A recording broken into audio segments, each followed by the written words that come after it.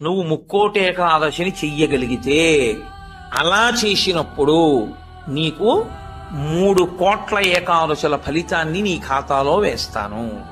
అందుకని ఉత్తర ద్వార ప్రవేశం చేస్తారు. అటువంటి ముక్కోటేకాదశి తిథి నాడు మీరు భగవత్ సంబంధంగా ఏది చేసినా కూడా దేశకాలాదులను అనుసరించి కోట్ల రెట్లలో ఈశ్వరుడు దాని ఫలితాన్ని ఏర్పాటు చేసేస్తాడు. మీరు ఒక తులసి దళం పట్టుకొచ్చి శ్రీ మహావిష్ణువుకి ఇచ్చారనుకోండి, మీరు 3 కోట్ల తులసి దళాలు పట్టుకొస్తే ఏ ఫలితమో ఆ ఫలితం ఇస్తారు. 3 కోట్ల ఏకాదశుల్లో 3 కోట్ల తులసి దళాలు పట్టుకొచ్చి ఇచ్చిన ఫలితం. నువ్వు ముక్కోటి ఏకాదశిని చెయ్యగలిగితే అలా చేసినప్పుడు నీకు 3 కోట్ల ఏకాదశుల ఫలితాన్ని నీ ఖాతాలో వేస్తాను. అందుకని ఉత్తర ద్వార ప్రవేశం చేస్తారు. అటువంటి ముక్కోటేకాదశి తిథి నాడు మీరు భగవత్ సంబంధంగా